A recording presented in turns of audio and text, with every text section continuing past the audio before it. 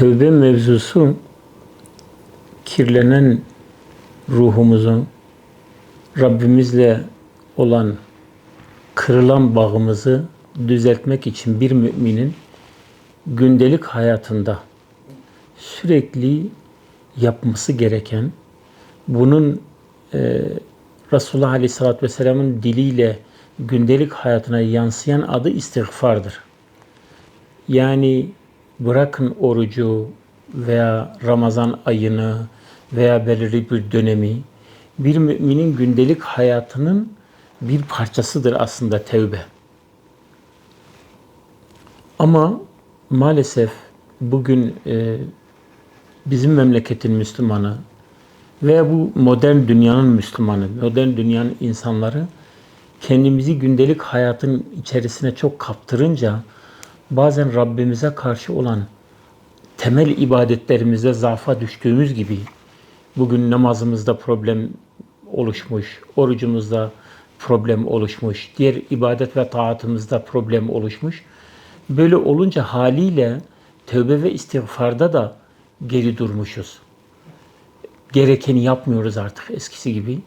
Halbuki Resulullah Aleyhisselatü Vesselam'ın Ramazan ayındaki ibadet ve taatının diğer dönemlere çok ciddi bir farkı yok. Bir gündelik oruç, gündüz ibadeti olarak orucu, gece ibadeti olarak da Kıyamul Leyl diye geçen ve bizim kültüre de teravih diye geçen bir ibadeti var. Sadece Resulullah Aleyhisselatü Vesselam o dönemde fazlaca cömert olurmuş, fazlaca hayır hasenatta bir çaba içine girermiş. Aslında Ramazan normal bir insanın, bir müminin gündelik ibadet rutinine ilave olarak orucu katıyor. Yani yaşamın tümü zaten bu şekilde gidecek. Örnek veriyorum. Bir mümin sadece Ramazan'da günahtan uzak durmaz. Bir mümin hayatının her gününde, her anında haram nedir bilecek, helal nedir bilecek, Allah'ın emri nedir bilecek, Allah'ın yasağı nedir bilecek ve ona göre gününü dizayn edecek, gününü ona göre programlayacak. Haftanın 7 günü, yılın bütün aylarında günlük rutininde hem ibadet hem haramdan kaçınma olacak. Ve Resulullah Aleyhisselatü Vesselam'ın istiğfar ile ilgili ben diyor günde bazı rivayetlerde 70, bazı rivayetlerde de 100 kere diyor ben istiğfar ederim. 100 kere tövbe ederim demektir. 100 kere Rabbine pişmanlığını ifade ettiğin demektir. 100 kere günde Rabbin huzuruna ya Rabbi ben pişmanım. Zaten tövbe nedir? Tövbe budur. Bize şunu demek istiyor. Sen Rabbine karşı her zaman acziyetini dile getireceksin. Hatalı olsan veya olabilme ihtimalin. Bunu Resulullah Aleyhisselatü Vesselam için düşünmemiz gereken budur. Resulullah Aleyhisselatü Vesselam hani غُفِرَ لَهُ مَا تَقَدَّمَ مِنْ ذَنْبِهِ وَمَا تَأَخَّرَ öyle geçiyor. Gelmiş geçmiş bütün günahları affolmuş bir şahsiyet olarak Cenab-ı Hakk'a karşı bırakın zemb, günah işlemeyi, bizim kusur diyebileceğimiz, eksiklik diyebileceğimiz, hata bile diyebileceğimiz ve bazı fıkıh kitaplarında, akaid kitaplarında da zelle diye geçen en ufak kusuruna karşı bile Rabbine karşı bir acziyeti, bir kusuru ifade dile getirme biçimidir bu. Yoksa günah üzere bina edilen bir şey değil. Haşa Resulullah Aleyhisselatü Vesselam günahkardı ve o günahlardan tövbe ediyordu manasında bir şey değil. Onun için bir müminin günlük rutini olan bir ibadet, tövbe de bir ibadettir. Onun için mesela tövbe birkaç şekilde ifade edilir. Tâbe ileyhi, tâbe ileyhi, bir de tâbe anhu diye geçer. Tâbe anhu günahtan tövbe etmek. İşlediği günahlardan tövbe etmek. Bu biz kullar için. İşlediğimiz eksikliklerden, kusurlardan tövbe etmek. Tâbe ileyhi dönmek. Rabbine yönelmeyi ifade eder. Onun için Resulullah Aleyhisselatü Vesselam Hazreti Ayşe annemiz sizin söylediğiniz bu şeyden yola çıkarak Ayşe annemize dikkatini çekiyor. Resulullah Aleyhisselatü Vesselam'ın özellikle gece ibadetinde ayakları şişene kadar kıyamda dururmuş. Ayşe annemize çok böyle şey geliyor, fazla geliyor. Ya Resulullah diyor sen Neden kendini böyle harap ediyorsun? Sen diyor gelmiş geçmiş bütün günahlara af olmuşsun. Efela ekuna abden şekura. Ben diyor Rabbimi şükreden, ona yakın bir kul olmayayım mı? Şükür etmek, Rabbine yönelmek. Yani tövbe zaten şeydir, bir nevi geri dönüştür, yönelme manası da var.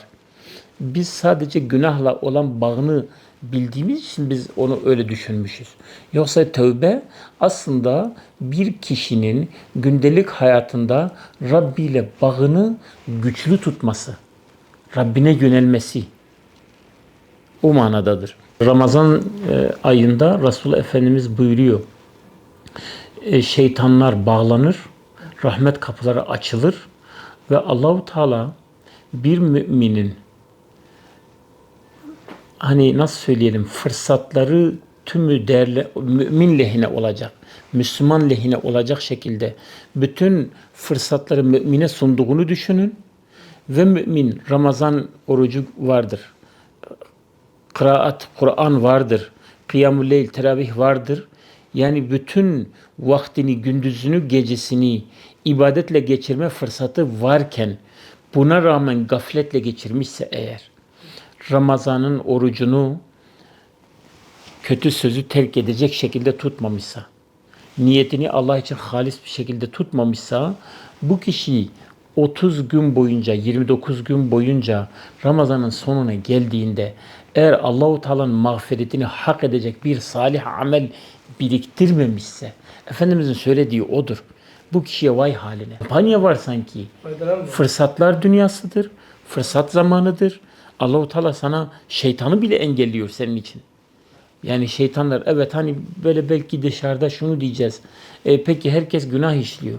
Evet herkes günah işliyor ama Resulullah Allahu Teala o dönemde mümin lehine yani bir rahmet yönü vardır, bir gazap yönü vardır, bir de free yön vardır. Hani serbest yön. İnsanın ameliyle baş başa kalacağı, mücadele edeceği dönem vardır.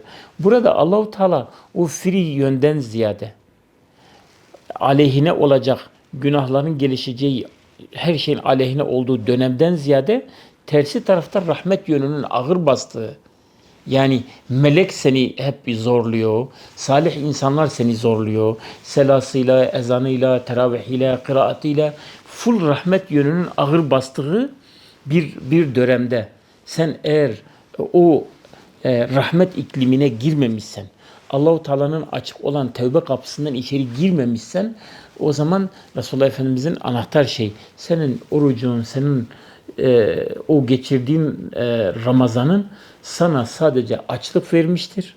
Sana sadece susuzluk vermiştir, seni yormuştur. Onun için biz bugün tevbeyi konuşacaksak eğer Allahu Teala'nın o fırsat iklimini, fırsat zamanını müminin genel diğer zamanlarda diyelim ki hayır ve şer eşit şekilde mücadele ediyor iken diğer zamanlarda veya başka zamanlarda şer tarafı insanı günaha iten ve insanı zorlayan diğer şeyler ağırlıkta iken mümin bazen zaafa uğrayabilir, yenilebilir. Ama bu Ramazan'da, Ramazan ayında, bu vakitte durum tersine dönüyor. Yani olaylar hayır ve şerrin eşitliği değil veya şerrin baskın olduğu durum değil, rahmetin baskın olduğu bir dönemdedir. Bunu da değerlendir yani. Yani işin aslında arka planı budur. Arka planı budur ve Allahu Teala bu manada başka bir hadisle de bunu değerlendirelim. Normal zamanlarda Allahu Teala müminin kendisine yönelmesini diyor ki mümin Allah'a bir adım yürürse, bir karış yürürse o hadisi bilin. Bir karış yürürse Allah-u Teala ona 2 karış. Bir kulaç, bir arşın giderse 2 arşın, bir adım giderse 2 adım yürür. O hadisi hatırlayın. Yürüyerek Allah'a yönelirse Allah-u Teala ona koşarak gelir. Bu normal zamanlarda olan bir şeydir. Çünkü yani mesela içinde Kadir Gecesi gibi bir zaman dilimi var. O Kadir Gecesi zaman diliminin Allahu Teala'nın hani dedik ya rahmetinin gadabını geçtiği ve baskın olduğunun en büyük işaretlerinden birisi bu Kadir Gecesi'dir. Allahu Teala sana o geceyi diğer 365 günkü gün ve gecelerinden farklı bir mana yüklemiş. Kapıyı açmış. Bu fıtri bir şeydir. İnsanlarda da beşerlerde de bazen kendisine karşı bir tolerans zamanı olur. Fırsat zamanı olur. Kampanya ticarette de budur. Bugün benim iyi günüme geldin. Ben sana işte şu kolaylığı sağlarım diye insanlar bile birbirlerine bazen avantajlı şeyler sunarlarken tabi Kadir Gecesi gibi 1000 aydan hayırlı. Hayrun min elfi şehr. Kur'ani ifadedir. İnsan beşer yorumu değildir.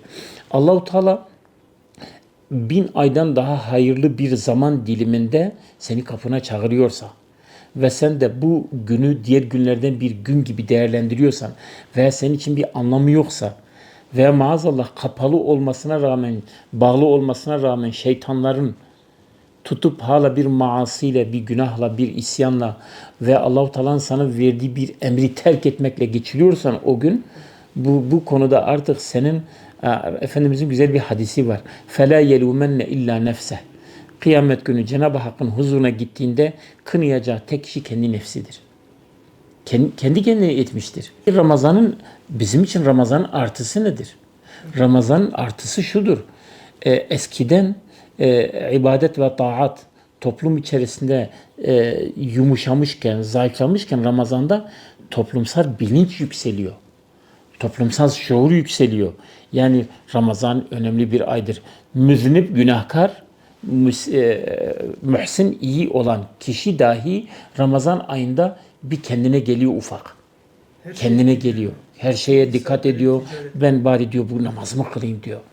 Ben sadaka vereyim diyor. Zekatını bile ödemeyi bu döneme denk getiriyor.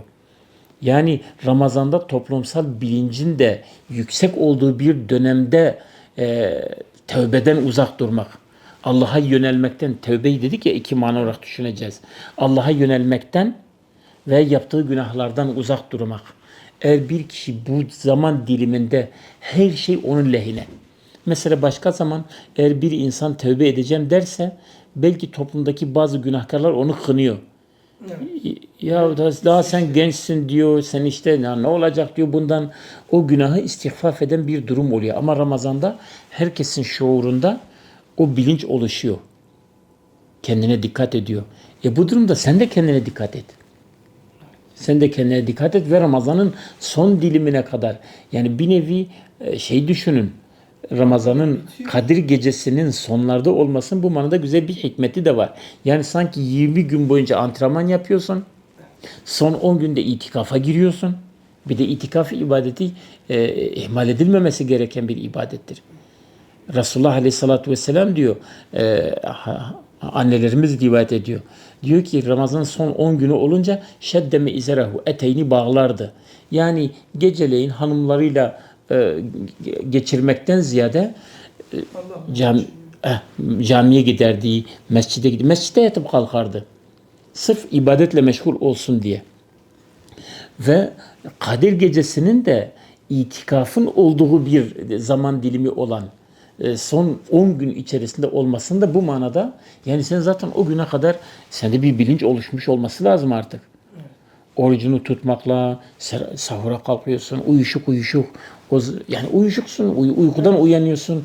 O an için Rabbin huzuruna çıkıyorsun.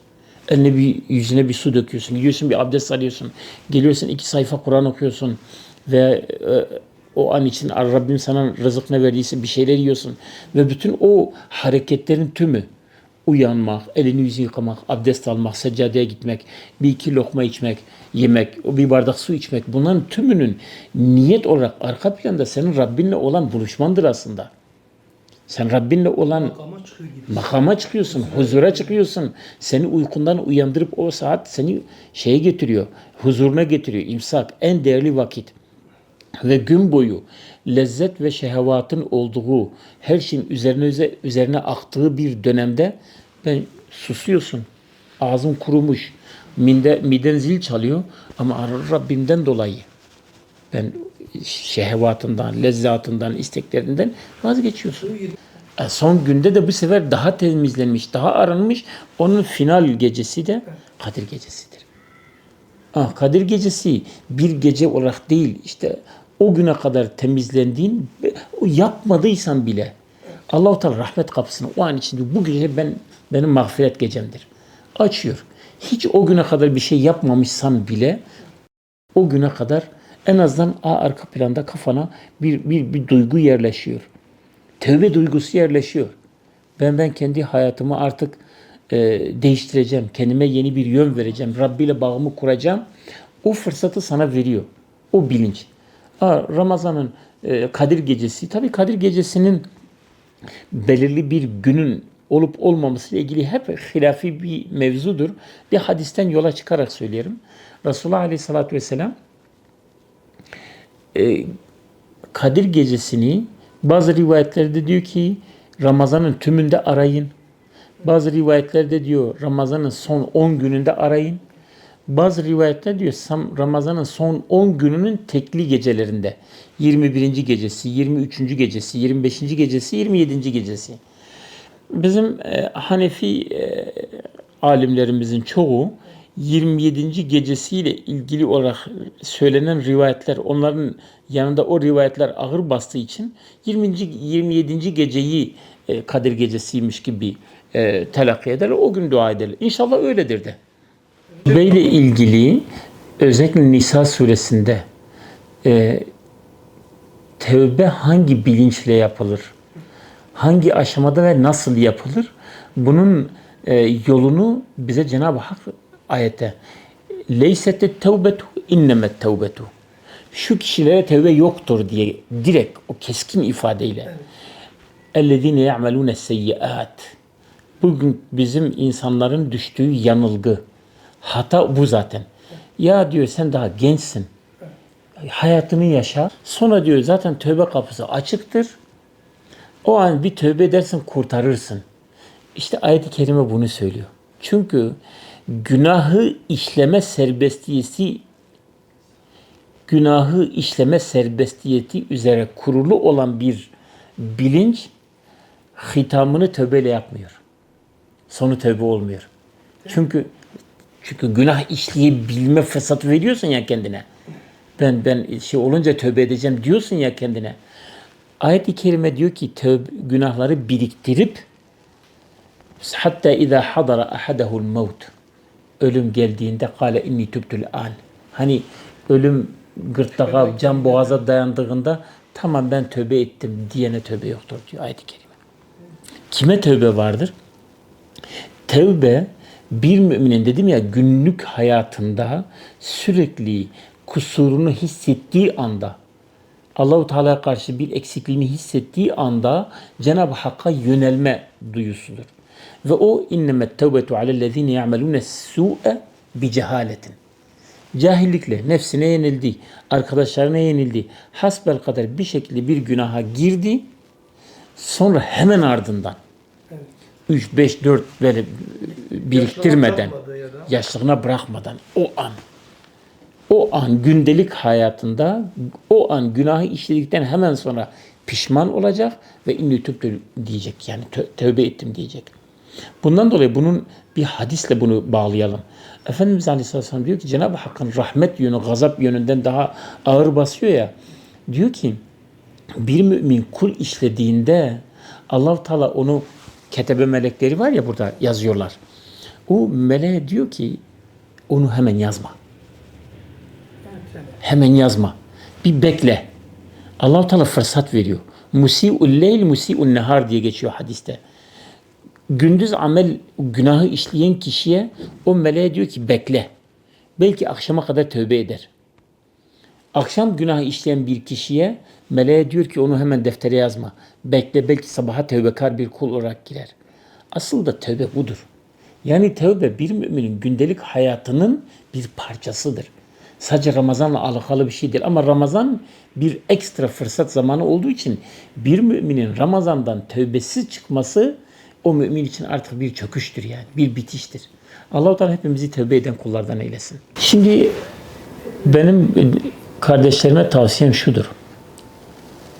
Resulullah Aleyhisselatü Vesselam'ın imanın ve ihtisaben diye iki kelimeyi Kadir Gecesi bir de teravihler için kullandığı iki kelimedir.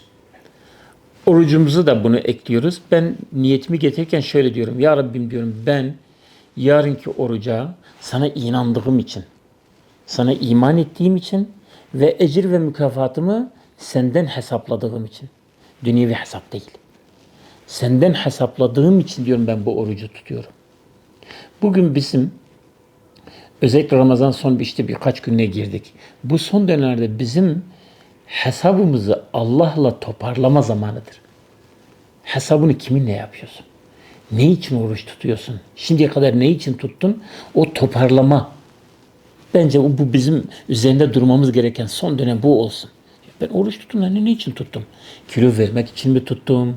Ekonomiden tasarruf mu ettim? Ne için tuttum? Cemaate uydum diye. Millet bana laf etmesin diye mi?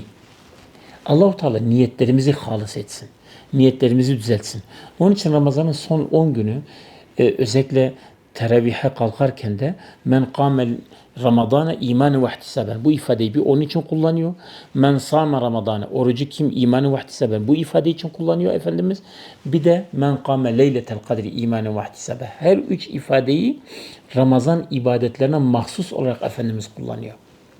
O zaman bizim bu son dönem yapmamız gereken asıl kilit nokta bu. Bu tövbeye de götürür. Tövbeyi oluşturan ana çerçeve de budur aslında. Niyetimizi sorgulayacağız.